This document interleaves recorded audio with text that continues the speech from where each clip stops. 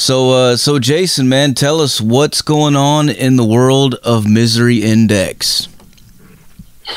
Oh, it's busy times. We're getting ready to start a tour today in here in Columbia, Missouri, and it's all in kind of preparation for the release of our new album, which is coming out next week on May 13th, Complete Control.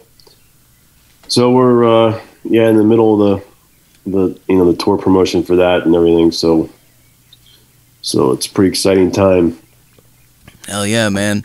Well, all I've heard so far is I've heard 3 tracks from the album so far, man. They're fucking ripping, dude. You guys are kicking ass on this shit.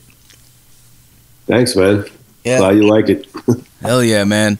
Now, I know you guys have been at it for a long time, a couple decades, right? But this is the first record that's coming out on Century Media Records. Can you tell us what the experience has been like so far with that label? It's been fantastic so far. We've had good experiences with labels in the past. It's just, whenever you're dealing with labels, it's never anything personal. It's like always like looking for better opportunities and options that come along. So Century Media came along when our last album deal was done with Season of Mist, and it presented a good offer to us and showed they could do a lot for us. So they followed through with that, and we known a few of the people that worked there for a long time, and they've been longtime fans. So it was kind of a natural move in a way, and so far it's been killer. We're really happy. Hell yeah, man. Well, the production sounds amazing. Can you tell us, for all the gearheads out there, can you give us like a little rig rundown of some of the stuff you guys are using in the studio? Yeah, I mean, I'm not really sure. We all record separately, actually. We just record ourselves. And then we send all the files to the mixer dude, Will Putney. So I'm not exactly sure what Mark used. I know he used ESP guitar. That's about it. Right on, man. So when's the last time you guys were in a room together? Last night. We've been rehearsing for 4 days now here in near Columbia, Missouri, where Mark lives. So we've been camped out here for a few days and getting the set ready, getting the order right and the set list and everything. So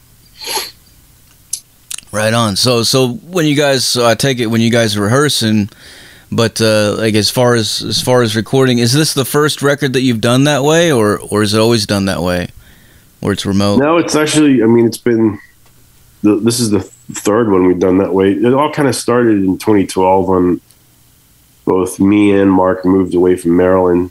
I moved to Canada at that point for work, and then he moved out west to Missouri, and starting with the Killing Gods and then Rituals of Power, we've all been spread out, and thanks to the power of modern technology, we're able to just record.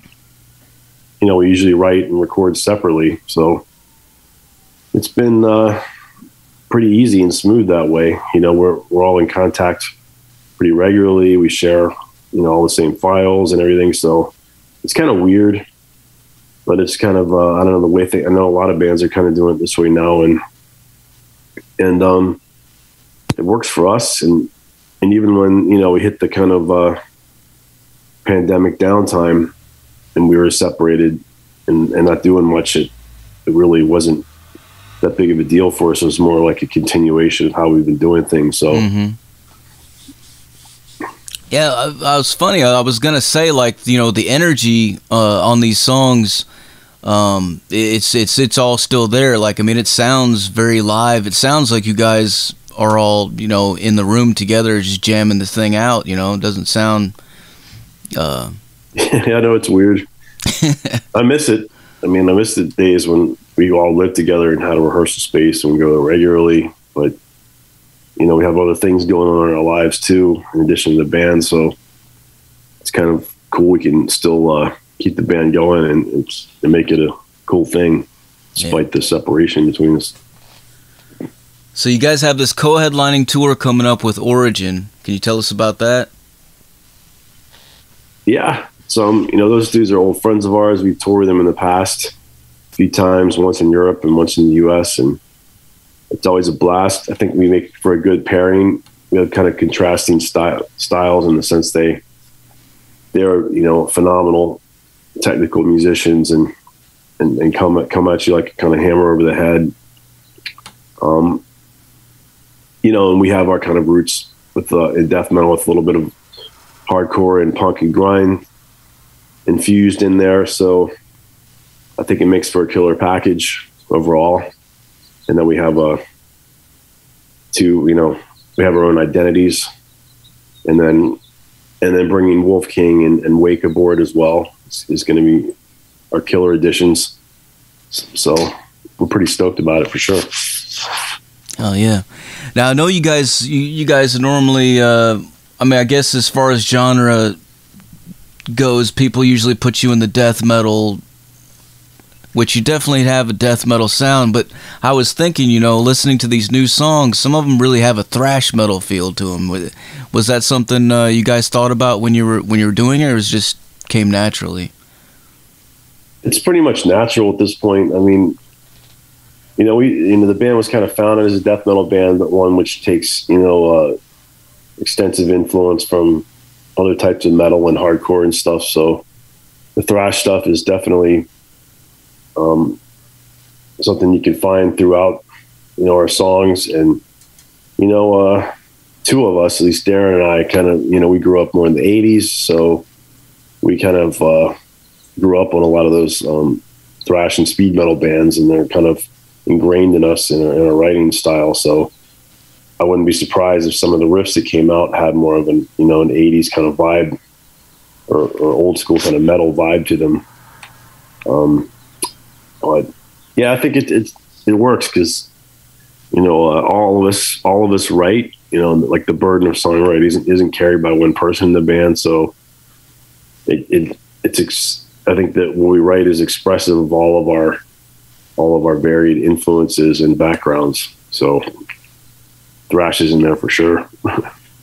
Yeah, hell yeah. Especially, I would think also with like the lyrical content too, because like you guys aren't really, you're not really singing about fucking rotting corpses and shit like that. Like it's about, I don't know, like explain to us about like what these lyrics and stuff mean to you. Well, yeah, I mean, I guess that for lack of a better word, they're more like real world based, reality based lyrics. They deal with like real world horror, real world suffering that I think most anyone can relate to. Yeah. Some might say they're political or whatever, but I don't know. I just kind of like to strip away all that stuff and kind of get down to the core of like the human experience in the modern condition, and how stressful and ugly it can be at times. And I like to use a lot of metaphor and allegory, and I like to portray the lyrics in a way that whoever might be reading them could get something out of them. But yeah, I mean, we're definitely in that. We definitely come from a more, I don't know, napalm death type tradition with our lyrical approach. We like to keep things entrenched in the horrors of everyday life, I guess, rather than those of the fantasy or whatever. So it's something that works for us for sure. It has. No, yeah. If we're screaming up there every night, and we just want to kind of be screaming about something that's a little more, has more depth or connection to the way we feel, I guess. So it works. Yeah, for sure, man. Speaking of Napalm Death, I know you guys have shared the stage with them before, and as well as a lot of different bands. looking back on your career, do you have any highlights or anything that you remember? Any crazy fucked up things that happened on tour? Yeah, I mean, there's quite a bit. I mean, I don't know.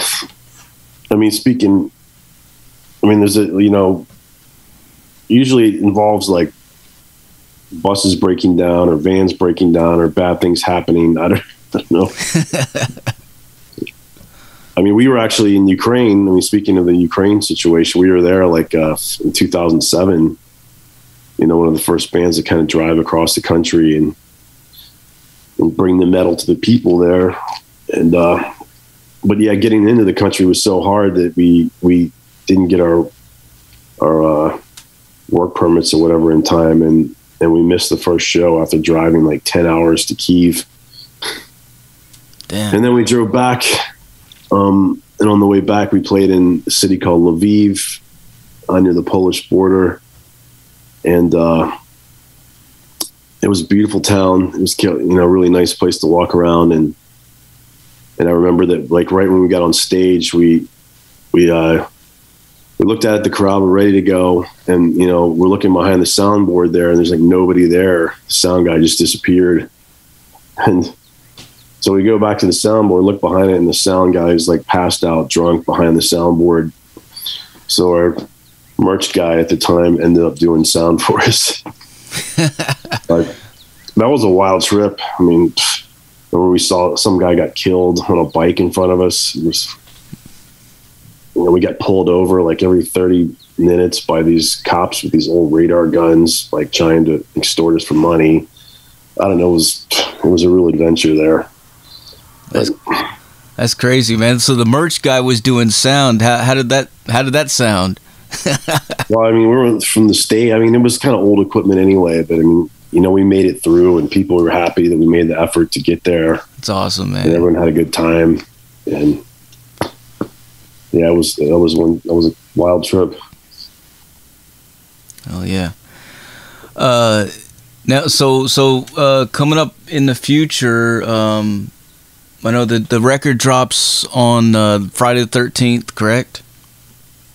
Correct. All right. What kind of anything else that's coming up that you guys want to announce? Well, I mean, after this tour, we're gonna have a few weeks off, and we're gonna go to Europe to play Hellfest in France, and then we're off in July, and then we're gonna go back for all of August in Europe for a string of a bunch of more European festivals, which is kind of a big thing over there. Every country kind of has one every weekend. Yeah. We're going to do like Partisan, Brutal Assault, Alcatraz, I think, a few others, Summer Breeze. And then I guess we'll be planning something for the autumn. So we got to hit the West Coast too. We haven't been there in a while. Hell yeah, man. That's awesome. Going back to your beginnings, can you tell us, like, what are some of the bands that influenced you when you were young? What got you into metal? Oh, well, like a lot of people, you kind of have these gateway bands. At the time, mine were like the, Motley Crue and Dokken and stuff like that. And then you find out about Slayer and Megadeth and Metallica. And then from there, it was like more digging into more obscure metal. Some of my favorite bands then were like Fate's Warning and Holy Terror, Sabbath in the UK. A lot of the German thrash stuff, Creator, Sodom, Celtic Frost. Those are kind of the ones that got me in. Iron Maiden, of course. And then you discover like your Deaths and Obituaries and Sepulturas, and got dragged down the death metal hole in the early 90s, and never looked back. The 90s were a quest for like finding the most brutal bands, and so then it was like more about Suffocation, Eternal Bleeding, Pyrexia, Baphomet, Broken Hope, stuff like that.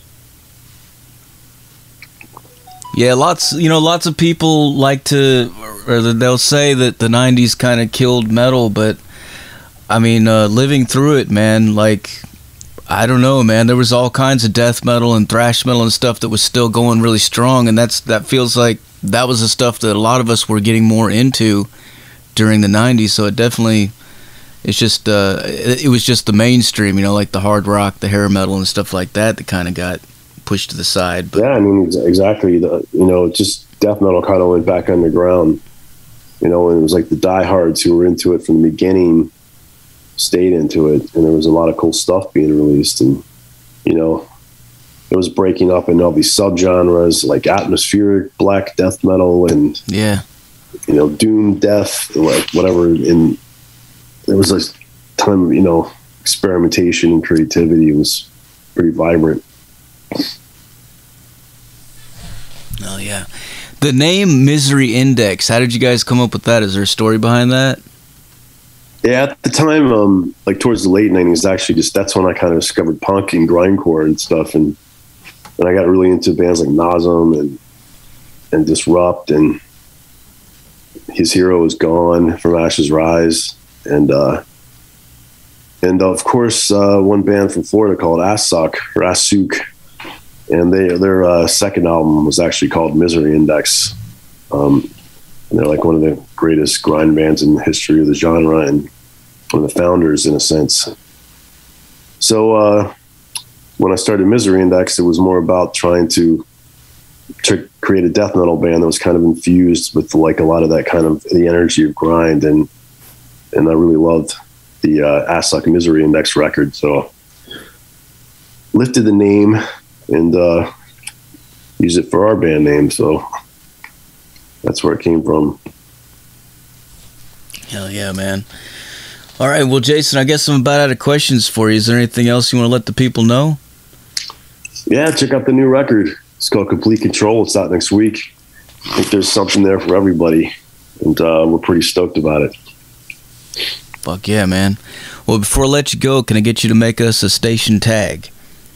Sure thing. All right, whenever you're ready, say something like, "This is Misery Index, and you're listening to Metal Devastation Radio." Hey, this is Jason from Misery Index, and you're listening to Metal Devastation Radio. Awesome, man. Awesome. Well, thanks a lot, Jason, for taking the time, and really appreciate it, man. Thanks, Zach. Appreciate it. There you have it, folks. Misery Index on the Zach Moonshine Show with Metal Devastation Radio.